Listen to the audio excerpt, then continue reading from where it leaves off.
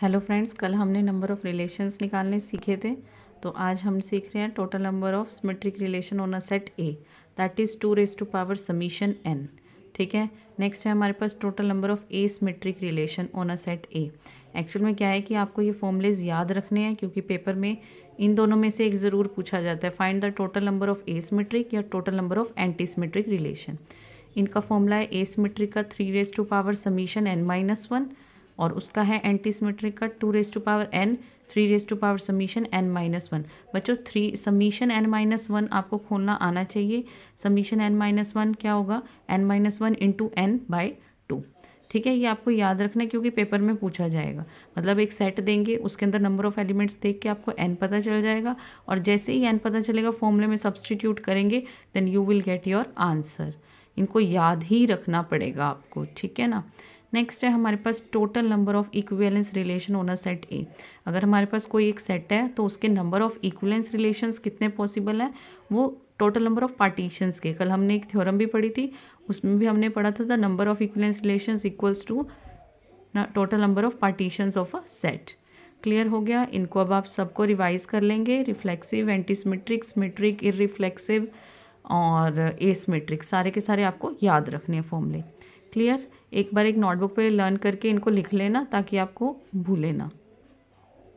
ठीक है, बस इसमें ना सिमेट्रिक का है, जैसे अगर किसी को सिमेट्रिक याद हो गया कि वो 2 समीशन n होता है, ए सिमेट्रिक में 3 समीशन n-1, और एंटी में क्या करना है 2n इंटू 3 समीशन n-1। तो यही है, बाकी तो आपको पता ही है। टोटल नंबर कितने थे? 2n², जिसके अंदर से हमें इरिफ्लेक्सिव थे 2n² - n, और रिफ्लेक्सिव भी थे 2n² - n। वो हमने कल डिस्कस कर लिया था। नेक्स्ट अब हमारे पास है कॉन्ग्रेंस रिलेशन। ये कॉन्ग्रेंस रिलेशन का तो क्वेश्चन ही आता है जनरली, लेकिन आपको ये रूल्स पता होने चाहिए। ठीक है, कॉन्ग्रेंस रिलेशन में क्या है, let a, b belongs to z। z क्या है? सेट ऑफ इंटीजर से मैंने कोई दो नंबर लिए a, b। m कोई भी फिक्स्ड पॉजिटिव इंटीजर है।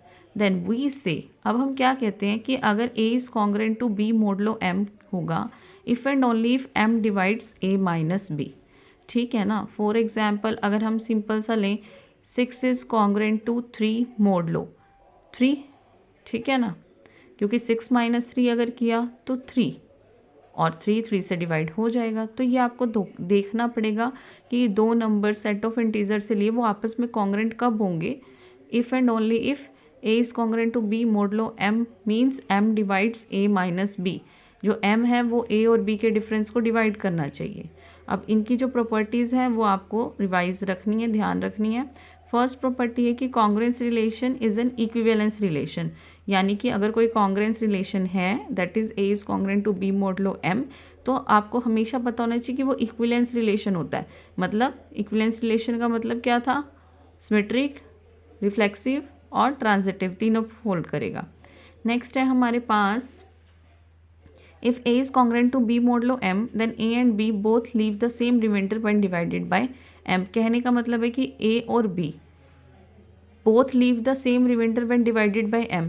अगर कॉन्ग्रेंट हैं तो m, a को भी m से डिवाइड करो, b को भी, दोनों को डिवाइड करके जो आंसर है ना रिमाइंडर, वो सेम आएगा।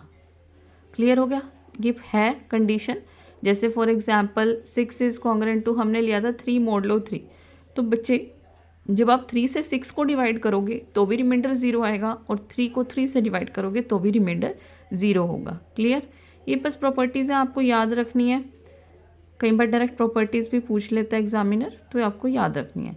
नेक्स्ट है हमारे पास, if C A is congruent to C B modulo m this implies, बस इसको तो ऐसे ही याद रख लो कि a is congruent to constant, same constant अगर किसी नंबर से मल्टीप्लाई करेंगे तो अगर उसको हटा देंगे is congruent to B modulo m bye D, जहाँ पे d जो है वो क्या होगा? GCD होगा, किस किस का? c और m का।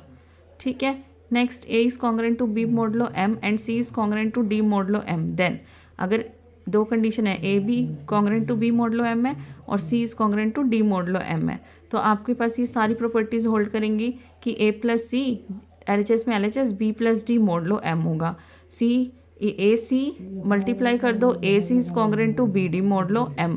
If a is congruent to b modulo m then a raised to power k is congruent to b raise to power k modulo m for any positive integer k। ठीक है, next है हमारे पास Chinese remainder theorem.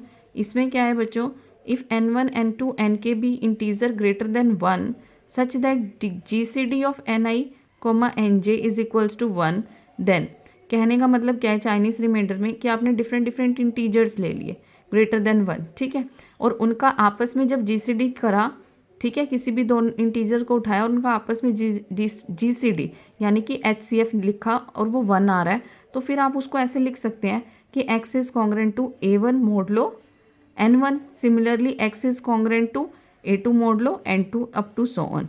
तो ये आपको याद रखने हैं, बाकी हम कल करेंगे।